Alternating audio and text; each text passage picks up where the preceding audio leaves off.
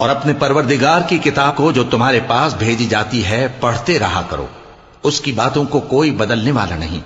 اور اس کے سوا تم کہیں پناہ بھی نہیں پاؤ گے۔ اور جو لوگ صبح و شام اپنے پروردگار کو پکارتے اور اس کی خوشنودی کے طالب ہیں، ان کے ساتھ صبر کرتے رہو، اور تمہاری نگاہیں ان میں سے گزر کر اور طرف نہ دوڑیں کہ تم دنیاوی زندگی کی رونقوں کے خواستگار ہو جاؤ۔ اور جس شخص کے دل کو ہم نے اپنی یاد سے غافل کر دیا ہے اور وہ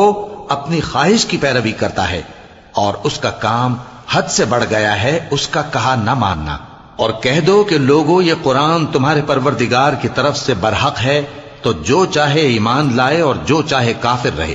ہم نے ظالموں کے لیے دوزخ کی آگ تیار کر رکھی ہے جس کی قناتیں ان کو گھیر رہی ہوں گی، اور اگر فریاد کریں گے تو ایسے کھولتے ہوئے پانی سے ان کی داد رسی کی جائے گی جو پگھلے ہوئے تانبے کی طرح گرم ہوگا اور جو ان کے چہروں کو بھون ڈالے گا۔ ان کے پینے کا پانی بھی برا اور آرام گاہ بھی بری۔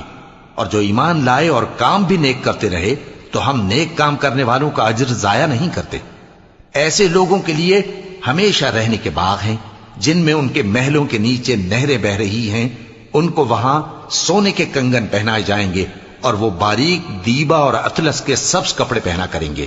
اور تختوں پر تکیے لگا کر بیٹھا کریں گے۔ کیا خوب بدلہ اور کیا خوب آرام گاہ ہے۔ اور ان سے دو شخصوں کا حال بیان کرو جن میں سے ایک کو ہم نے انگور کے 2 باغ عنایت کیے تھے اور ان کے گردا گرد کھجوروں کے درخت لگا دیے تھے اور ان کے درمیان کھیتی پیدا کر دی تھی۔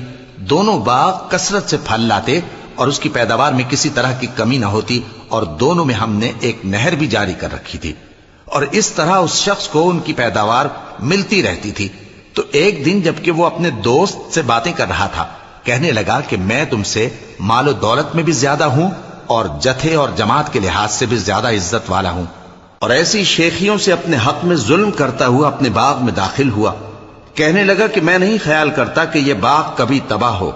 اور نہ خیال کرتا ہوں کہ قیامت برپا ہو، اور اگر میں اپنے پروردگار کی طرف لوٹایا بھی جاؤں تو وہاں ضرور اس سے اچھی جگہ پاؤں گا۔ تو اس کا دوست جو اس سے گفتگو کر رہا تھا کہنے لگا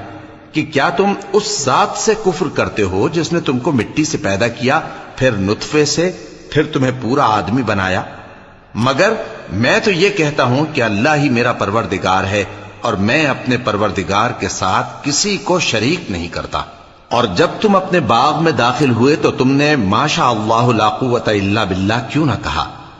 اگر تم مجھے مال و اولاد میں اپنے سے کمتر دیکھتے ہو تو عجب نہیں کہ میرا پروردگار مجھے تمہارے باغ سے بہتر عطا فرمائے، اور تمہارے اس باغ پر آسمان سے آفت بھیج دے تو وہ صاف میدان ہو جائے، یا اس باغ کی نہر کا پانی گہرائی میں اتر جائے تو پھر تم اسے تلاش نہ کر سکو،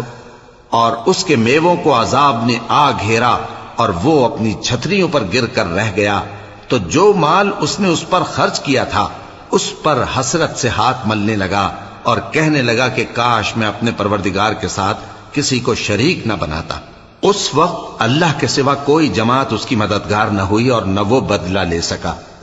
یہاں سے ثابت ہوا کہ حکومت سب اللہ کی ہے، جو معبود برحق ہے وہی بہترین ثواب عطا کرنے والا اور بہترین انجام لانے والا ہے۔ اور ان سے دنیا کی زندگی کی مثال بھی بیان کر دو کہ وہ ایسی ہے جیسے پانی جسے ہم نے آسمان سے برسایا تو اس